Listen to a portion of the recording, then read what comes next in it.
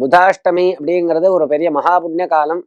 அமாவாஸ்யாத்து சோமேன சப்தமி பானுனா சக சதுர்த்தி பூமிபுத்திரேன புதவாரேண ஜாஷ்டமி சதஸ்ர ஸ்திதயஸ்வேதாக சூரிய கிரகண சந்நிபாக அப்படின்னு சூரிய கிரகணத்துக்கு சமானமான புண்ணிய காலம் இந்த புதன்கிழமையில அஷ்டமி திதி சேர்ந்தா அப்படின்னு சாஸ்திரம். அதனால சூரிய கிரகணத்தும் போது நாம் தானம் பண்ணினா லட்ச மடங்கு பலன் அதிகம்னு எப்படி சொல்லப்பட்டிருக்கோ அதே மாதிரி இன்றைய தினம் நாம் பண்ணக்கூடிய தானங்களுக்கு பலன்கள் அதிகம். அதனால நிறைய நாம் இன்றைய தினம் தானங்கள் பண்ணணும்.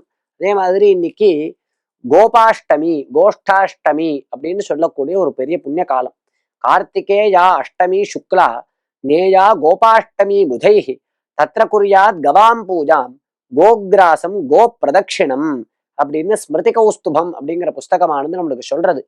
இந்த கார்த்திகை மாசத்துல வரக்கூடிய அஷ்டமி, கார்த்திகம் அப்படிங்கிறது சாந்திரமான ரீதியா கார்த்திகை மாசம் நடக்கிறது.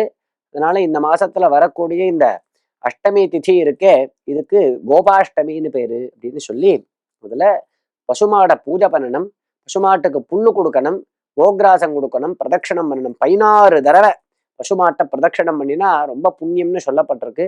கண்ணோட கூடியதான பசுமாட்டை பிரதட்சணம் பண்ணணும். கோ கண்டூயனம்னு பேரு. கண்டூயனம் அப்படின்னா சொரியறது. பசுமாட்டுக்கு கழுத்துல இப்படி தொங்கும், அந்த இடத்த சொரிஞ்சு விடணும் பசுமாட்டுக்கு. அதுக்கு கோ கண்டூயனம் அப்படின்னு பேரு. மகாபாபங்கள்லாம் போயிடும் அப்படின்னு சொல்லப்பட்டிருக்கு. பசுமாட்டை அப்படி சொரிஞ்சு விட்டா அதுக்கு அவ்வளவு ஆனந்தமாக இருக்கும். அதனாலதான் கிராமங்கள்லாம் பசுமாடு இருக்கிற இடத்துல ஒரு கம்பை நட்டு வச்சிருப்பா. அது போய் அரிச்சா அந்த இடத்துல போய் கழுத்தை போய் சொரிஞ்சுக்கும். அந்த கழுத்தை சொரிஞ்சு விட்டா மகாபாபங்கள்லாம் போகும்னு இருக்கு. அதனால பசுமாட்டை சேவை பண்ண வேண்டியதான ஒரு நாள் இன்னைக்கு.